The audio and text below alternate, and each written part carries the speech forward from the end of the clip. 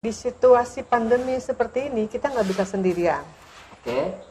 Kita harus bersama-sama menghadapinya sama-sama. Makanya obat virus itu kan, ayo makan, mangan. Mangan. Orang mangan asal ngumpul. Nekos itu yang kami mau. Nah, setelah itu bukan unggul yang kami minta, tetapi tangguh.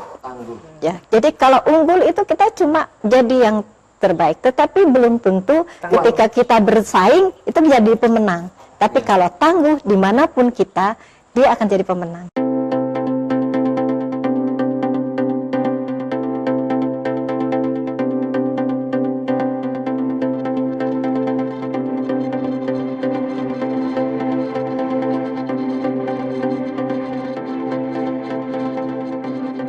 Kembali lagi bersama saya Hari Insani Putra dari koranbanjar.net. Dalam edisi tayangan khusus, bagaimana peran seorang pengusaha bertahan dan bangkit di era pandemi sekarang ini.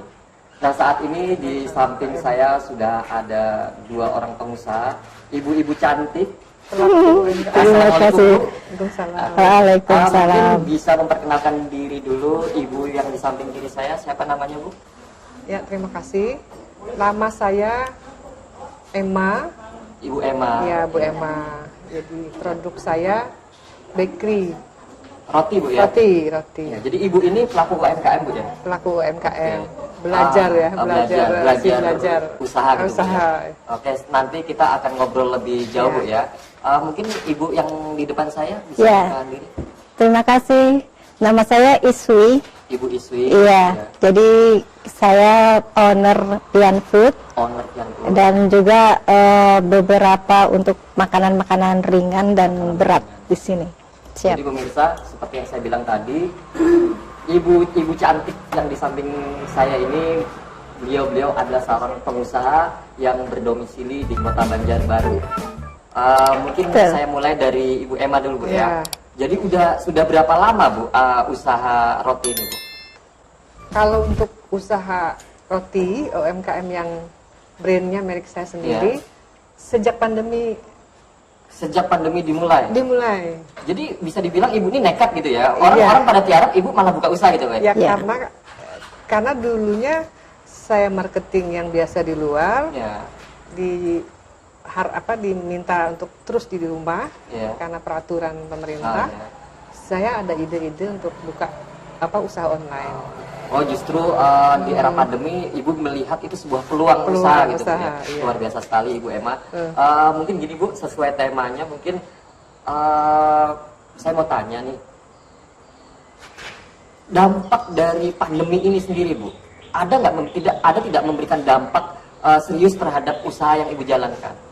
Kalau secara umum pasti ya, berdampak buat kawan-kawan yang bidang kerjanya yang terlibat dengan dunia luar, dengan kantor atau apa. Tapi kalau misalnya ke saya sendiri, alhamdulillah dampaknya ada yang bisa saya nilai positif, walaupun saya mengabaikan yang negatifnya gitu ya. Saya tidak mau berbicara ke situ. Jadi yang menguntungkan buat saya ada. Jadi saya membuat itu roti. Kemudian saya coba-coba karena internet ini kan sudah booming di mana-mana ya. Kita buka di Instagram, kita buka di Facebook, mulut ke mulut, kita share di grup. Alhamdulillah. Jadi pemasarannya atau marketingnya jauh lebih memanfaatkan media sosial atau internet gitu ya. Jadi meskipun ada pandemi tidak memberikan impact yang begitu negatif dalam usaha yang ibu jalankan. Iya, untuk saya ya cukup. Kalau untuk keluarga untuk bertahan hidup masih bisa. Masih bisa. Walaupun saya kan belum mengembangkan untuk yang lebih luas lagi, belum. Dalam menjalankan usaha roti ini berarti karena marketnya adalah via online, berarti ibu tidak punya ruang display untuk offline gitu, Bu ya? Ruang baru menuju ke sana. Tentu dengan tata cara pola hidup yang berubah dengan gaya sekarang. Saya mengikuti gaya sekarang, istilahnya yang datang itu harus cuci tangan, pakai masker, kemudian produk juga kita pakai sarung tangan kan. Cara gaya gaya sekarang. Oke. Menurut Ibu Emma nih, sekarang ini kan pemerintah sedang gencar-gencarnya untuk menangani COVID-19 sehingga muncul peraturan. Kalau dulu ada PSBB dan baru-baru saja ini kan juga ada namanya PPKM. Khususnya di Banjarbaru pemirsa, PPKM sudah level 4 dan diperpanjang sampai 2 kali kalau tidak salah.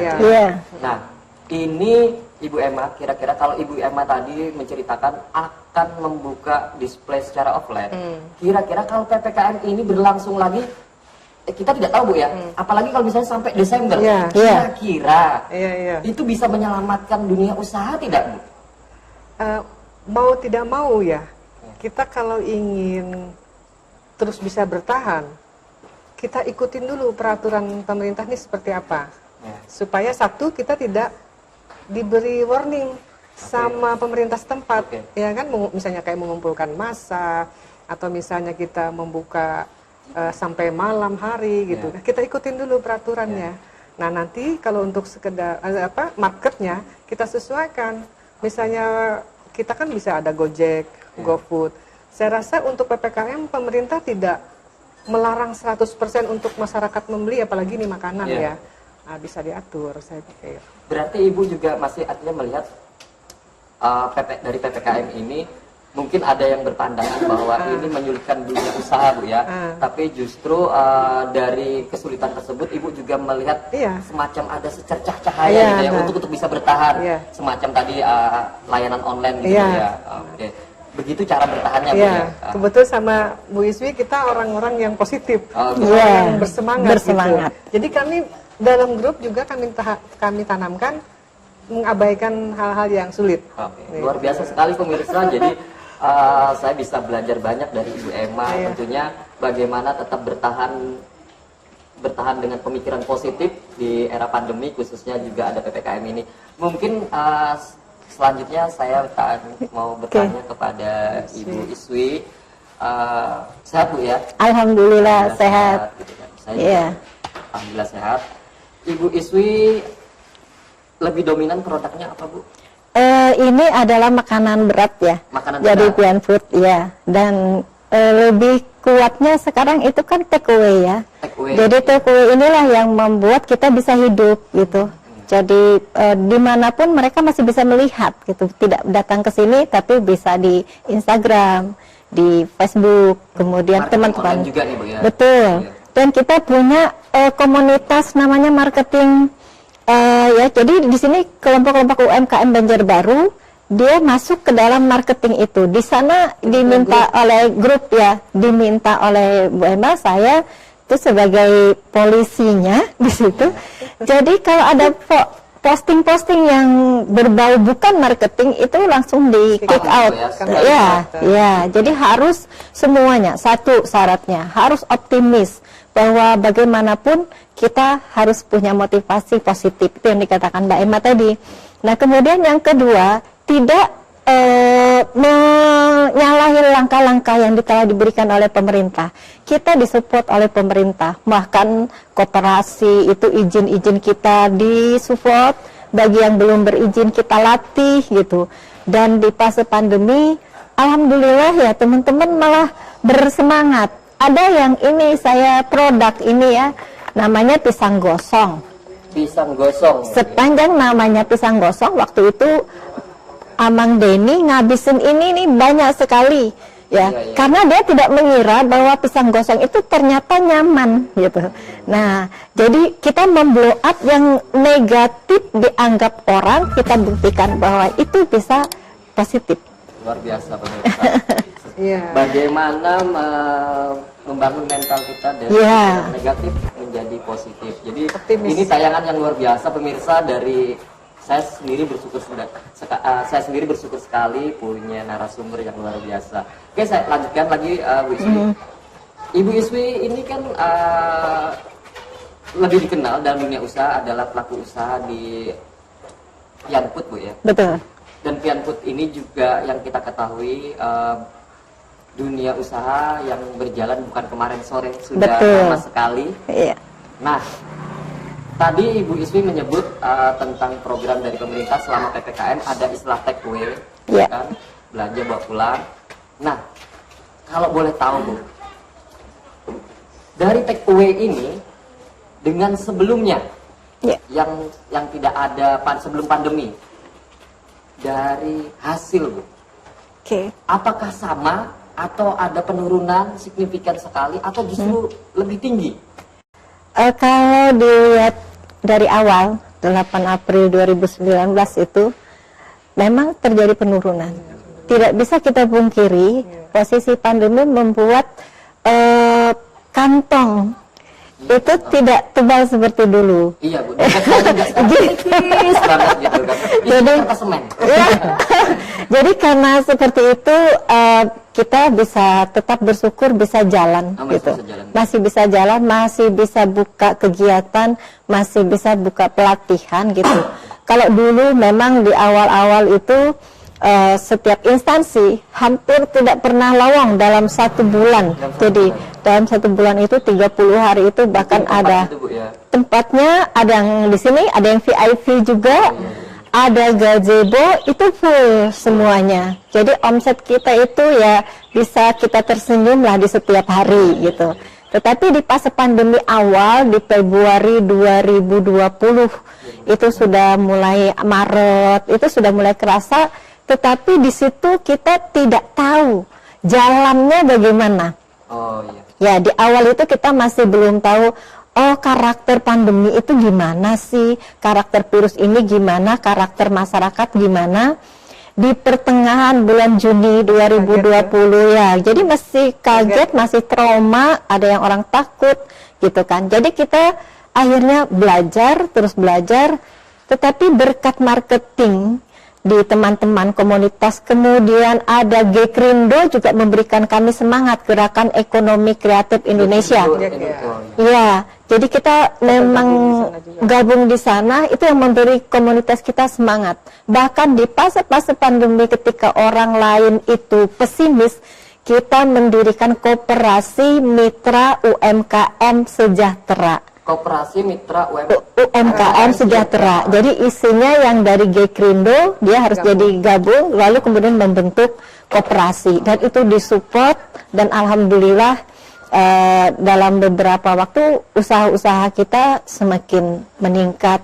Bahkan teman-teman bisa mengisi grey di bandara karena yang punya izin-izin sesuai dengan bandara bisa masuk ke sana.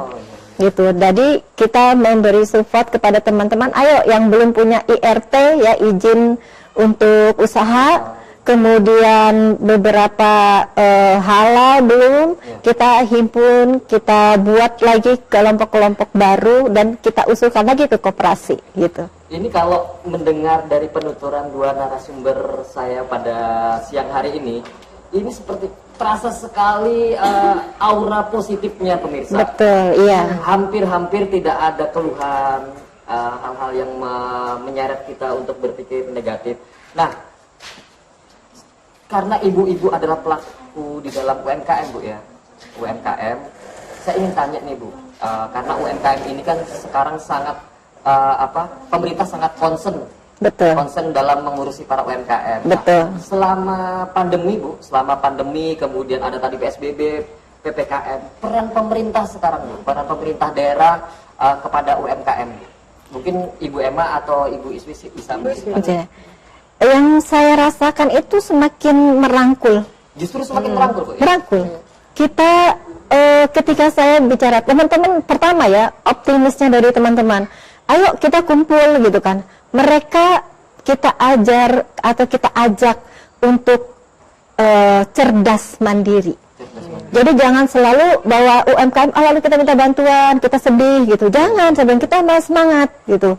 Nah, akhirnya Pak Asep di bidang kelembagaan itu bantu kami. Pak, kami nggak punya kelembagaan dinas koperasi. Dinas Koperasi Banjarbaru. Banjarbaru. Jadi saya bilang waktu itu teman-teman sudah kumpul ya. Waktu itu 2.500.000, tapi ketika kita datang ke notaris, wah besar sekali, hampir 7 juta lebih. Bisa diceritakan sama pemirsa, itu tadi uang untuk apa Bu? Nominal untuk apa? Nominal untuk mendirikan koperasi. Oh, untuk koperasi ya. Betul. Akhirnya kami datang, Pak, kami nggak punya uang, tapi ini beliau datang ke sini, kita dilatih ya. Iya. Jadi bukan kita yang memberi uang kepada mereka, tapi mereka kasih. Ini kasih Mereka ini pemerintah dari pemerintah, Pak, dari kelembagaan itu kasih kita gitu. Nah, ini yang membuat kita semangat. Jadi kalau teman-teman itu sifatnya optimis, kita betul-betul selalu positif gitu, dirangkul. Bahkan saya terus terang aja di sini kita lihat ya, itu stand-stand kita itu semuanya datang sendiri ya. Jadi itu datang sendiri. Pak Saifuri sebagai datang dari Coca-Cola, dari Fresti, itu datang. Bahkan ini kita yang ke depan, kalau nominal belanja di Pian Food 50.000 akan kita kasih kupon. 3 bulan sekali kita kasih hadiah. Gitu, diundi, nanti diundi. Nah, ini dapat sponsor. Ya, mungkin kalau bisa dibocorkan kepada pemirsa supaya ikut tertarik, nggak apa-apa. Program acara saya ini iya, Berfresh, iya. Free sponsor gitu ya. Iya. Apa Bu sifatnya Bu? Mungkin sepeda motor, mobil atau akan ke naik haji? ya akan ke sana. Saya sepeda motor saya akan merangkul nanti beberapa perusahaan sepeda motor. Tapi yang sekarang yang kita bisa gitu kan, sponsor-sponsor yang seperti mereka dapat kalkulator supaya menghitung uang di dompet berapa gitu kan. Itu dari Coca-Cola. Kemudian saya sendiri beri untuk rice cooker. Ada beberapa benda-benda lain. Programnya banyak ya. Ya.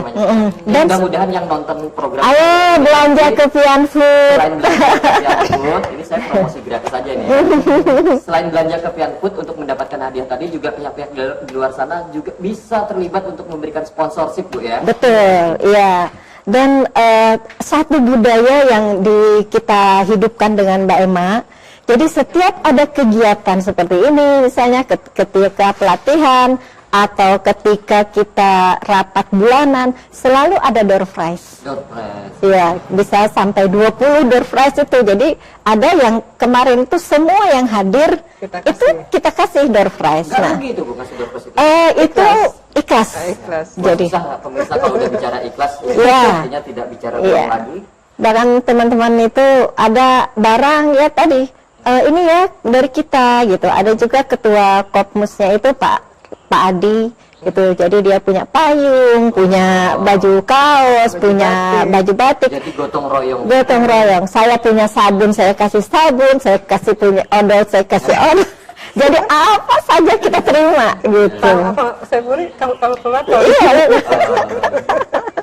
Ya. Ini pemirsa di balik layar saya banyak sekali yang nonton ya. Tapi karena lensa terbatas, jadi cuma nonton bertiga. Sebenarnya di belakang layar banyak sekali. Banyak sekali. 100 orang atau berapa itu. Jadi satu lagi tambahan dari saya boleh ya.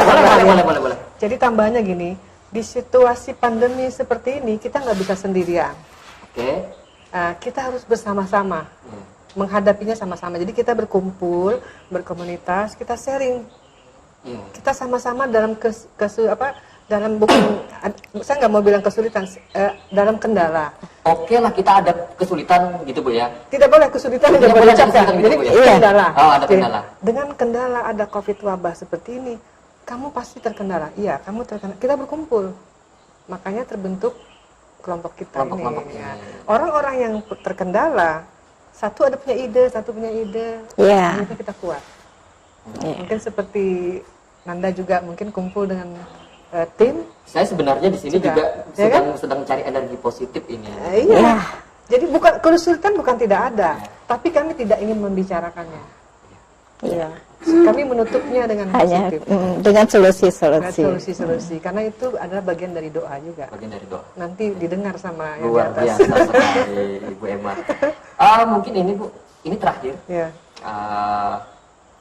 Apa yang ingin Ibu sampaikan, Ibu berdua sampaikan, baik itu bersifat motivasi atau itu bersifat ajakan kepada para pemirsa Koran Banjar Channel, sebuah akun YouTube-nya koranbanjar.net Bu ya. Siap. Silakan bisa disampaikan mulai dari Iya. Yang pertama yang kita timbulkan itu memang aura positif. aura positif. Aura positif baik itu kepada pemerintah, baik itu kepada komunitas, baik itu kepada masyarakat gitu. Karena dengan adanya aura positif itu kita gembira, kita bahagia gitu, sehingga syukur kepada Tuhan, kepada Allah itu menjadi lebih besar. Jadi kalau kita punya kesulitan karena aura kita selalu positif, itu insya Allah rezekinya selalu positif, selalu bertambah gitu. Nah itu yang kami rasakan dan kami tularkan kepada teman-teman. Yang kedua, bahwa di dalam fase kenapa kita lebih kepada makanan-makanan, karena memang hidup itu dimulai dari sana. Gitu. Dari makan itu, makanya obat virus itu kan, ayo makan, mangan. Orang mangan asal ngumpul. Itu lagunya punya. Nah itu jadi yang memang betul-betul kami kuatkan di komunitas marketing, komunitas Gekrindo, komunitas Kopmus, itu adalah aura positif. Aura positif. Iya, aura positif. Ibu Emma bisa menambahkan? Iya, jadi di antara kelompok pun saya larang untuk mengeluhkan teman satu kelompok. Jadi harus menekan yang tidak nyamannya, kita balik ke hal-hal yang baik aja.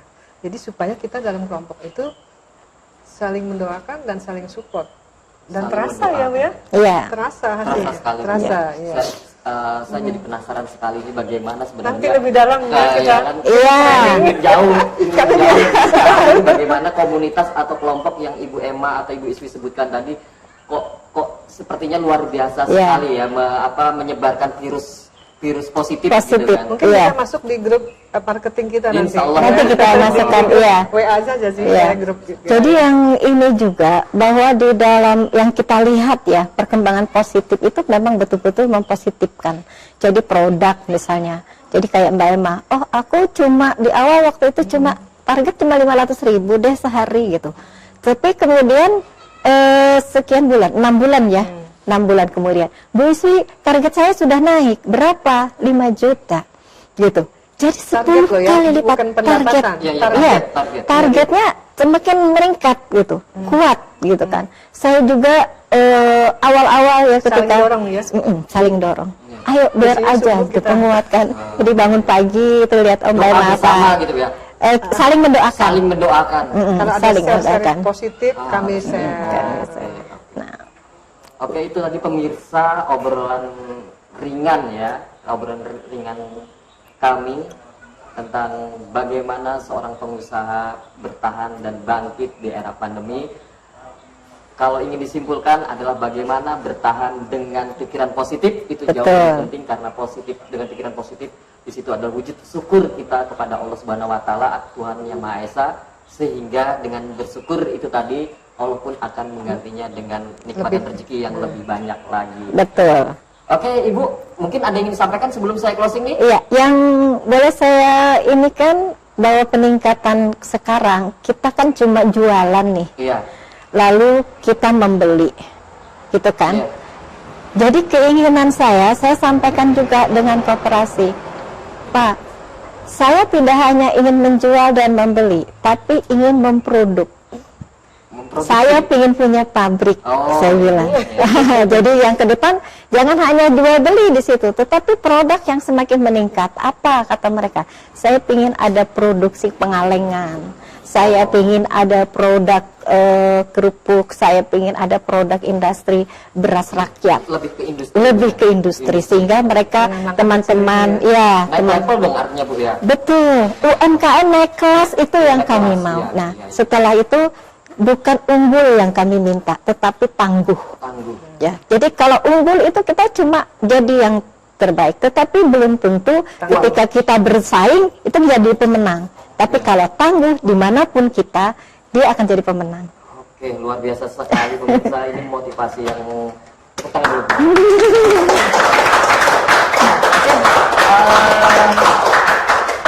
itu tadi apa yang sudah disampaikan oleh ibu-ibu cantik di depan saya ini sangat menginspirasi kita semua. Tentunya bagi Anda semua pemirsa Koran Banjar Channel, tetap semangat, tetap termotivasi, tetap berpikiran positif, dan jadilah tangguh. Itu saja dari saya, terima kasih. Wassalamualaikum warahmatullahi wabarakatuh. Waalaikumsalam warahmatullahi wabarakatuh.